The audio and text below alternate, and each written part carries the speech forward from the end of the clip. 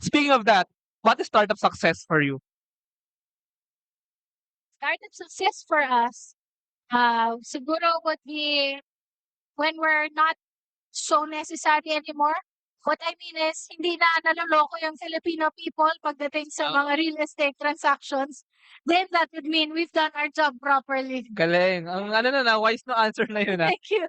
So, what is startup success for Go Rocky? I think the biggest startup success that we can be able to experience talaga, or for us, that's something that's very important within the team, is really seeing our customers, meeting our customers, and understanding just the impact that these treatments and medications have been able to have in their life.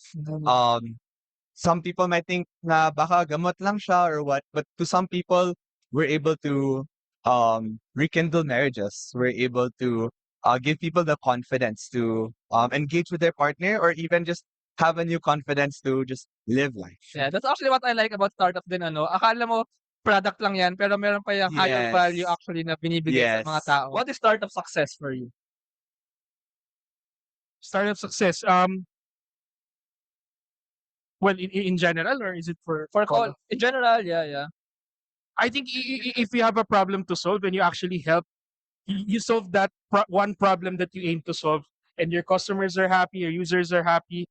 Like parang minaambag ka talaga May value. yeah, may value to the created. Yeah, I think it's not just the money and all. It should Yeah. have the value, and the money will follow. Agree. Yeah. What is startup success for you? Yeah, that's a good question. So, obviously, I would say like customer traction is very, very important. And the reason I picked that, or sort of picked that as my metric of success, is when you understand your customers and you're able to talk to them to understand their problem and to actually solve their problem, it puts you in a position where you can define success. Now, if we talk about metrics or what we're focused on, we're really focused on growth. So, startup success for us right now is we're growing our business. This year, our revenue, we've grown sevenfold, 7x revenue this year. But for next year, we're aiming for the stars. We actually want to get to a year-end revenue of $1 million. Oh, that's so inspiring. What is startup success for you? Both of you can answer.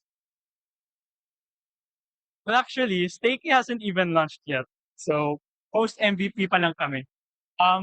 Well, I guess for me, startup success is building a company that is sustainable and that really solves an issue. Especially here in the Philippines, we do have a lot of issues. And the startup scene is very early, I would say.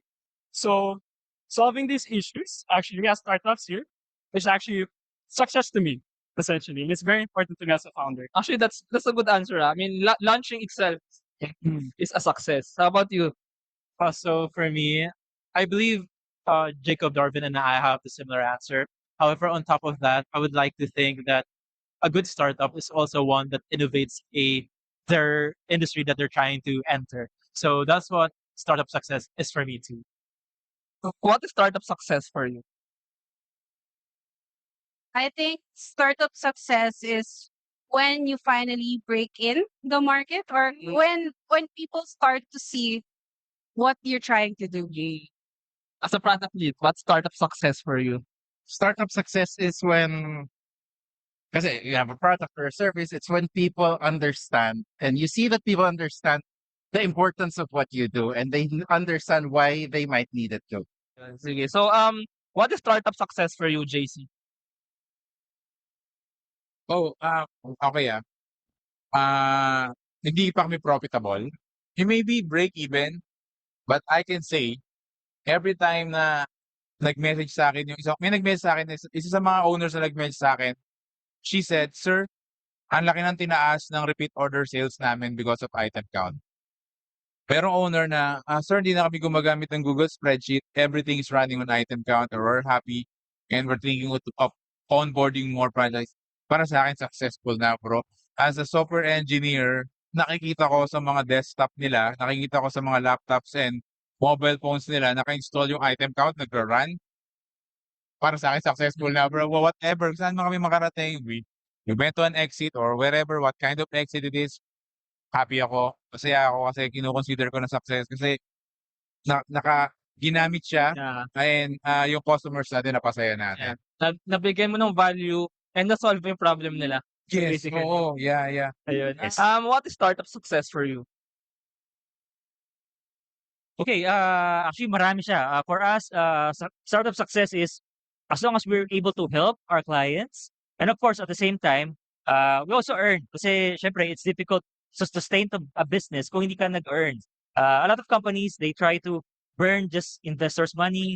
Pero for us, we want to be sustainable, di ba? So we want to help our clients na in a way that we can also sustain the business. That's good. That's good.